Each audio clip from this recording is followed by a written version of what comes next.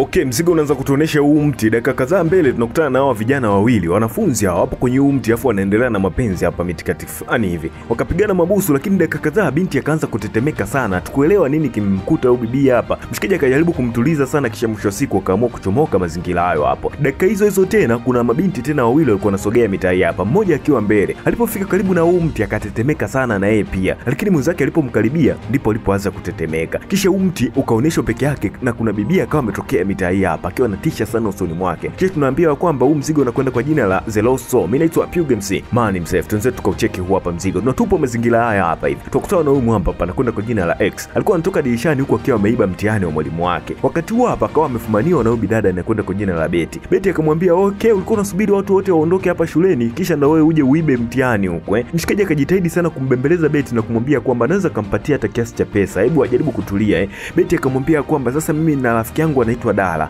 Ili mradi sisi hapa tuhakikishe tunatunza siri yako, basi hakikisha wewe utakuwa unatufanyia favor. Yaani kila siku utakuwa unatupendelea kwa sababu nyinyi madarasa ya juu mna tabia kutupiga sisi watu wa madarasa ya chini. Mshikaji akajidi kumbembeleza, kisha bidada akamwambia kwamba sasa hapa lete mtihani nikuwekee humu ili usije ukakutwa kwa sababu umeushika sana. Lakini dakika hizo tena bahati mbaya akawa ametokea huyo hapa mwalimu hapa, Mr. Nicky. Mr. Nicky akaita, nyinyi mnafanya nini hapo? Join hapa." Wakawa wamefika madogo janja hapa. Wakashindwa kujitetea kabisa mpaka mwisho wa siku Mr. Nicky akawa amegundua kwamba madogo wameiba mtihani. Wameiba mtihani wa mwalimu Ajai. Kwa nini mmeiba mtihani? Na wewe Betty umeshiriki? Betty akajitetea sana, yani mtihani sio darasa langu mwalimu. Mtihani sio wangu. Mshikaji naye ikabidi amtetee Betty, lakini mwisho wa siku mteteo wote ukawa umegoma kabisa. Mshikaji akawaita ofisini na kuwapa adhabu wao madogo janja. Wakawa wanaokota takataka mitai hapa. Wakakota sana takataka mpaka mwisho wa siku Betty ikabidi aanze kulalamika sababu ni kubwa, shule chafu, takataka ni nyingi. Akamwambia mshikaji kwamba wewe ndio umesababisha mimi niingie kwenye hii hapa adhabu. Sasa kama wewe umesababisha, usije ukapelekea adhabu nyingine tena juu yangu. Yaani ikitokea mimi nikapewa suspension au nikafukuzwa shule, mimi na mamangu tutakutafuta wewe na tutakufanyia kitu kibaya. Unajua mimi sipendi kumkela mamangu. Sitaki nipewe adhabu nyingine zaidi ya hii hapa. Mshikaji akasema kwamba nimejitahidi sana kuongea na mwalimu lakini hajataka kunielewa. Nimemwambia wewe usiki kwa namna yoyote ile. Lakini dakika hizi hapa Betty bwana akawa amesikia kuna sauti zinasikika hapa.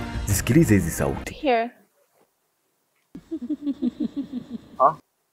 Did you hear? Okay, don't worry. Afu akaenda kuzifuata hizi sauti, anaelekea upande wa ule mti. Akawa anaenda kule, lakini mwisho wa siku mwamba X akawa anamuita sana Betty, lakini Betty hasikii chochote wakati huo hapa. Akawa anavutwa na zile sauti kuelekea kwenye ule mti. Akafika mpaka mita hii hapa. Ikabidi X amuite sana kwa sauti na mwisho wa siku akamwaga kwamba anaenda kukota takataka upande ule pale wa pili. Kisha mwisho wa siku akawa amesepa. Kuondoka kwa X hapa kukawa ni mwanya tena. Bidada akawa ameitwa tena na kusogea mita ile pale. Mpaka mwisho wa siku aliposogea kwenye huu hapa mti akasikia sauti za ajabu sana na kunyenyuliwa mpaka juu. Hatuelewi sisi hapa ananyenyuliwa na nini. Kisha mwisho wa siku akafungua macho yake, ukawa ni mwanga mweupe wa kupita maelezo mitaa hiyo hapo. Mpaka X aliporejea na kusema kwamba mwalimu Nicky ameturuhusu twenzetu nyumbani huko, adhabu imepoa. Kisha mwisho siku dakika hizo hapo bidada akawa amerejea zake nyumbani. Akakutana na mamake akiwa sebuleni. Mamake anampendaga sana binti yake pekee huyo hapa Betty. Akamuuliza, "Nini mwanangu, leo modi yako mbona iko ovyo sana? Kuna nini kimekukuta?" Bidada akasema, "Hamna kitu chochote, ni kawaida tu leo hii hapa mambo hajakaa sawa." Mamake akahisi labda bidada anaweza kawa yupo kwenye siku zake nini pili ni kawaida. Bidada akawa ameingia zake huku ndani, lakini ni mawengi sana kichwani mwake. Akawa anahisi kuna vitu anaviona lakini havioni. Muda fulani akiwa kwenye kioo hapa kuna sura mbaya akawa ameiona hapa, inatisha kupita maelezo. Akapiga kelele sana yani, kitu ambacho kikamshtua mamake. Akafika mpaka huku ndani. "Vipi mwanangu? Kuna shida?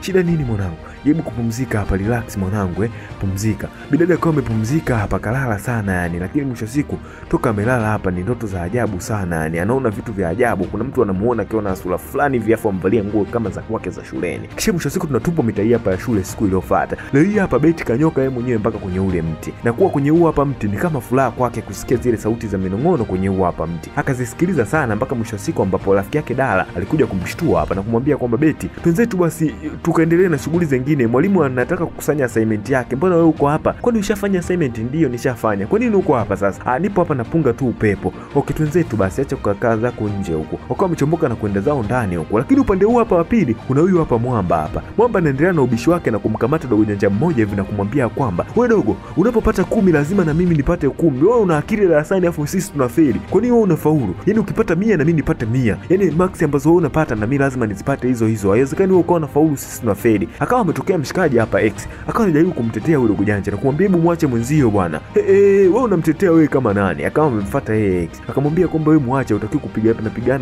wenzako, ubabe wa nini?" Lakini mshikaji akajaribu kumsukuma yule dogo janja. Dogo janja akamwambia kwamba, "Kama unataka kupigana tunaweza tukapigana sana tu, lakini mwisho wa siku naye akawa amepoa. Kipindi amepoa hapa, hizi hasira kubwa sana zikawa zimeibuka kwa mtu mwingine tofauti na aliyepo kwenye ugomvi. Zikaibuka kwa Betty bwana. Betty akawa na hasira kali kuona ugomvi, akaona kama X anaonewa sijui nini. Mwisho wa siku hapo katikati Betty akawa ameingilia ugomvi akiwa mbali vile vile. Kuna macho akawa amebadilika ghafla hapa, akapiga kimbola kizito sana, kikao kimemkuta yule mwamba mbabe Jackson huyu. X mwenyewe akawa anashangaa, mbona sijamgusa Jackson? Jackson akaanguka akaamka tena.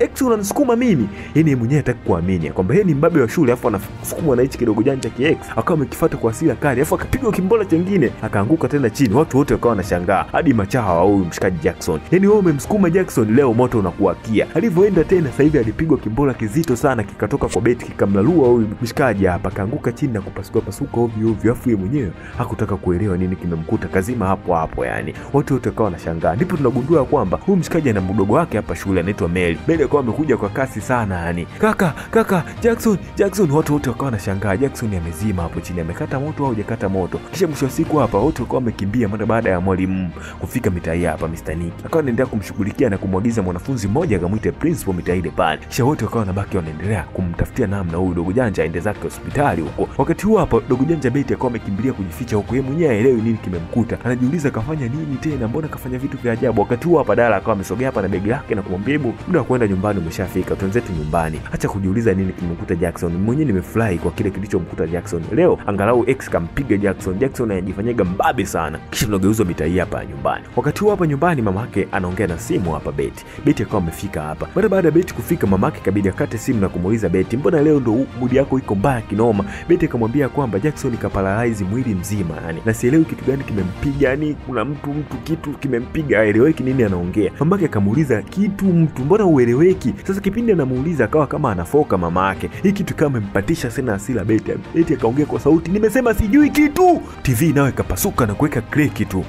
Betty nini tena kafanya? Mama yake akabaki anashangaa tu. Wakati huo hapa Betty akaingia zake chumbani huko, hataka kuongea na mtu yoyote. Akafika huko chumbani na kuna mzimu kwa umemchukua ukampeleka mbali sana yani, ukampeleka kwenye ulimwengu ambao yeye mwenyewe haelewi ni ulimwengu gani. Betty akaanza kujiuliza nini kinachoendelea. Wakati huo hapa kwenye ulimwengu halisi huko nyumbani kwao, Betty ameinua kichwa huko akiwa anatetemeka sana. Akawa anauliza nini tena, wewe ni nani? Akawa anamwambia niache. Mzimu kwa umejitokeza hapa, unamwambia kwamba wakati huu upande huu hapa nje huko mama yake mpia anamwangalia Betty. Kwa nini Betty anatetemeka namna hiyo? Hapo akafunga mlango na kumpigia Dala, njoo nyumbani huko. Betty yupo kwenye hali mbaya ambapo mwenyewe sielewi hali gani imemkumba. Kisha wakati huo hapo upande huu hapa huko Betty anaendelea kumuuliza huyo hapa mzimu, kwa nini umesababisha Jackson akaparalyze, na najua wewe ndio mtu na sababu pekee ya Jackson kuwa kwenye ile hali. Sasa kwa nini umefanya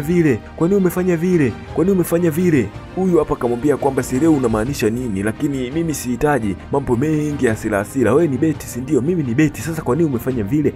Upande huu kwa nje Dala kashafika, mamake na Betty kashafika. Wote wakawa wanajaribu kumzuia Betty kwenye hii hapa hali. Betty akawa amechomoka na kurudi kwenye ulimwengu wa kawaida, lakini kuna nguvu ya ajabu ikawa imemvuta Dala nje pamoja na mamake na Betty. Betty akawa amebaki mwenyewe ndani huko, mlango umejifunga. Kisha karudishwa kwenye ule ulimwengu wa ajabu ule. Akaendelea kumwambia huyu mshikaji, hebu niache niondoke zangu. Kwa nini unawafanyia vile ndugu zangu? Niache, sielewi unahitaji nini kwangu. Akamwambia kwamba nahitaji wewe unilipie kisasi cha maisha yangu. Kisasi gani tena? Huku nje hawa washikaji wakawa wamefanikiwa kufungua mlango. Dala pamoja na mamake wakawa wamemumumsha Betty hapa. Betty amka, Betty.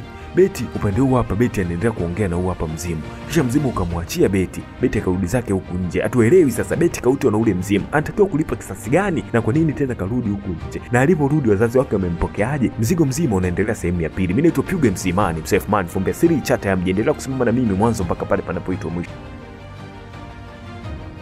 Morogoro School of Journalism ni chuo kikongwe na cha kwanza cha habari nchini Tanzania. Kina usajili kamili wa NACTIVATE. Kinachopatikana Morogoro mjini mkabala na kituo cha treni ya umeme SGR. Sasa kinakutangazia nafasi za masomo kwa ngazi ya diploma na certificate kwa kozi za journalism na public relations and marketing. Mwombaji awe na ufaulu wa kidato cha 4 angalau D4 na ufaulu wa kidato cha 6 au awe na cheti kutoka chuo kinachotambulika. Wasio na D4 watasoma kozi zetu fupi ambazo ni graphics design, radio radio and TV production, film production, photojournalism na full DJ course. Chuo kina hosteli zenye huduma muhimu na chuo kina studio za kisasa za radio na television. Kwa mwanafunzi atakayefaulu vizuri, chuo kinamtafutia ajira. Kwa mawasiliano zaidi 0655 699 237 au 0745 112 714. Tovuti ni www.msjmoro.co.tz. Mitandao yote ya kijamii ni Official MSJ College.